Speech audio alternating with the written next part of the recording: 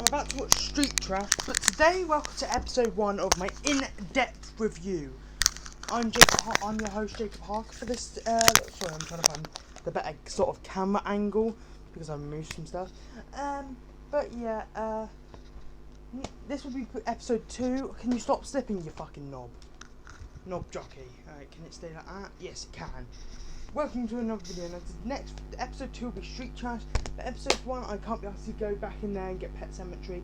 But we're reviewing 2019's Pet Sematery. By the way, these are only reviews that I've watched today, so I have to watch them instantly. Put out a review I watched like an hour ago. But Pet Sematery, basically, is such a good film. Now, these are not going to be like my Doctor Who reviews where I just go give them a rating. There's going to be some in-depth review of the story. So basically, it starts off. Obviously, they're moving to the house. I'm talking about not going in. They will, and then they go. Then we go to the school that the scientist works. The dad works at, and he's got a job at this school. Obviously, you know the premise of Pet Sematery, but I'm telling you the whole story. This could be a long review. And practically, they go and do. They get this kid that got hit with a bus. Bam! Works at school. Her friend sort of runs around and acts.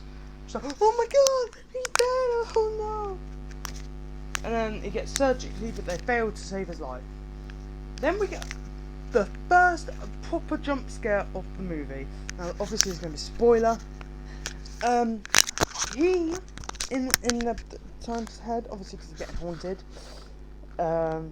The Victor Pascal rises and warns him about this sort of burial ground.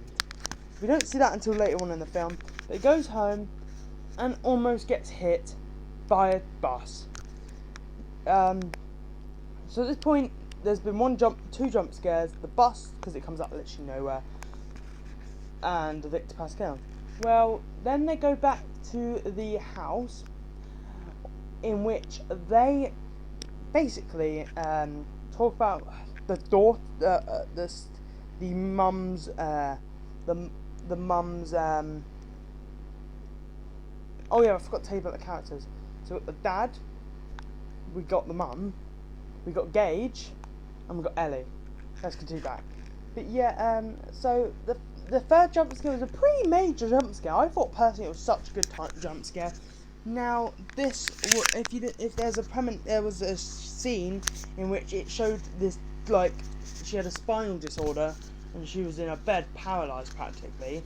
Yeah, the reveal of her was quite shocking. But not only that, but basically the mum starts hearing noises on the roof, and they slowly fade into the bathroom. She follows the noises to a cabinet. Now, this cabinet sort of has, when she opens the cupboard. It's like, because there was a scene on which she was pulling down the lift to give the girl some food because she was too scared to go in there. She ended up, the sister ended up falling down that shaft and dies. She dies because she's paralysed. It's hard for her to move. She must have slipped and fell. So she, obviously the mum's grieving her. Then she basically that's what a jump scare is. It's like her going down the thing. She hears a noise. The thing is meant to be going down.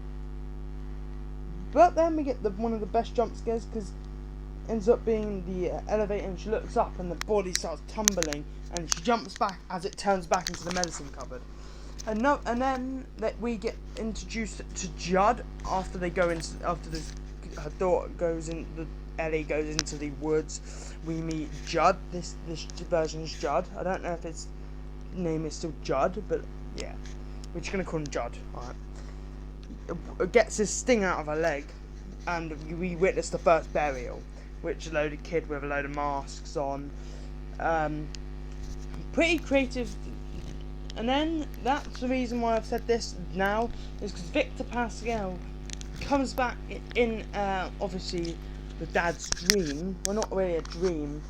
He walked into the woods himself, but Victor Pascal, in his mind, told him to go out there, and he warned him about the burial site. Obviously, if you know the Stephen King novel, you know what that burial site is. Basically, it advises the dead animals and humans. Well, they never really tried it with humans, but as we later find out, yes, it does work with humans. I'm getting a bit more comfy here, boys. So he basically then goes back to the house, and he wakes up, but with Gage going and he wakes up. Obviously, because in the end of the premonition, Victor Purcell goes, "Don't go down the burial," and then he's like, Yeah, it was a pretty ridiculous scene, in my opinion. They don't need to do shouting noises to get everyone scared, but they did, and basically, it's just a creative transition. But he thought it was a dream until he looked down at the mattress on his foot, and it was all muddy, so he technically went out there. Then it's Halloween. We don't know how long it skipped to, but if it was one day, or if it skipped to another day of the month. But the end of October, they found Church the cat dead. And then Judd says we'll sort this out after, and then Dad takes her to Halloween. We don't see the trick or treating scene, but that probably is one of the deleted scenes. I've got a bit of a swelling on my arm, guys. But practically then they go bury him down in this sort of burial ground, and the reason why it's such a good scene is because originally he was burying it in the pet cemetery, but then Judd hears a voice coming from the burial. He's like, wait, do you want to make your daughter happy? And they go up into the burial ground. They go into Wendigo woods. We don't find that out until later, but then they go and bury Church. He ends up coming back and becoming really violent. He scratched Ellie, scratched the dad. They let him go in the woods. Now, that's when he asked after he lets before he lets the cat go out, he sort of talks to Judd about, what did you make me do? What did I go and do? To the point in which it's like, he's like, read these books, and there was a massive pile of them, like that big. He started going through them, and it talked about Wendigos, the burial ground, the Indian tribes, the stuff they did down there. And then we go to Ellie's birthday. Now, Ellie's birthday ended up, basically, she, in the original Pet Cemetery, Gage is hit. Gage was almost hit. Now what happened was he walked out into the road in front of the truck. In this adaptation of Stephen King's Pet Cemetery, Jason Clarke's dad quickly grabbed Gage. The driver saw it at the last moment while he grabbed him, and the bus tumbled, hitting Ellie like that. She's dead. Alright. She thought she saw Church. She was going out there and she got whacked. Then what happened after that is basically he's grieving. Obviously, they go into burial. The mum and Gage get the F out of there because they're not in the right frame of mind. They don't want to be there, you know. And then he goes to Judd's. Obviously, I've skipped middle parts because they're not as main event-y. He goes to Judd and drugs him to fall asleep because obviously Judd would be like, no, I know what you're about to do not do it, you know.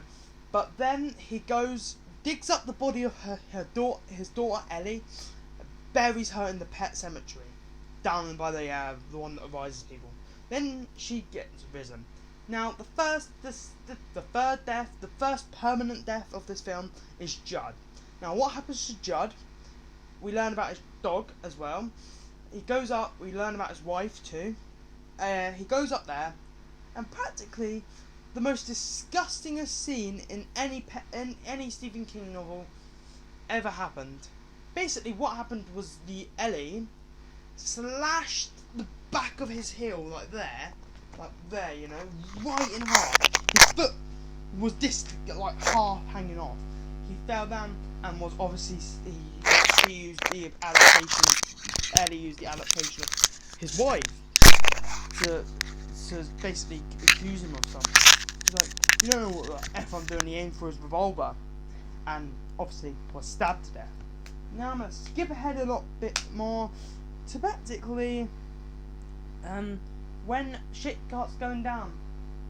So Ellie and Gage get home after seeing Victor Pascal and having a scene where the mum is replaced as the sister in that bed, and her back's got cramped and the food was pushed up, and the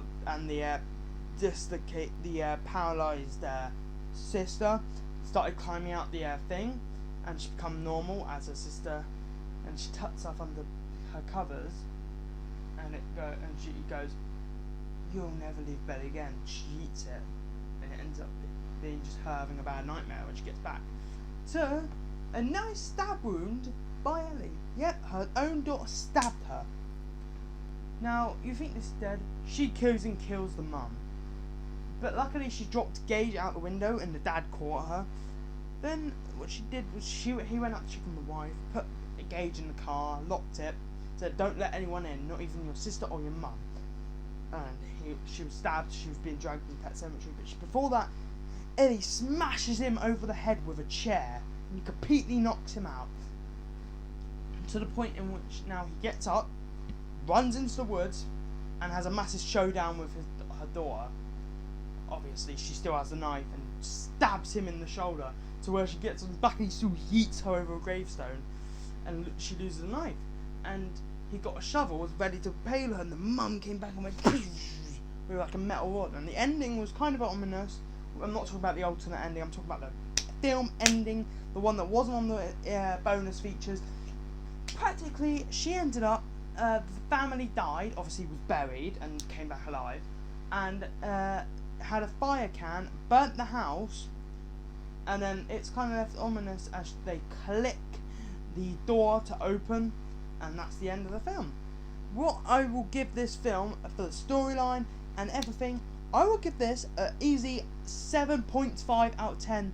There is still some parts they could do, and some parts they could build on, like the wife, they only talked to for about 5 seconds. The dog, they said just put down, would have been nice to see like a mini flashback. That would have been quite cool. And there's just so many missed opportunities about flashbacks, and so much. And we only saw the kids in the mask once, so I have to give it a 7.5 for all that. But still, a really good film. I hope you guys did enjoy my in-depth review of this film. I know it's me going over the storyline and what I think of it, but this is my Pet Sematary 2019 review. If you like this video, please smash the like button, please share it, please support this video, please subscribe, and I'll see you guys with part 2, which is the Street Trash review. I've got it in my Blu-ray player, and I'm about to, my PS4, and I'm about to watch it for you guys and review it. Hope you guys enjoyed. Yeah, I'm not fucking repeating myself. Bye bye.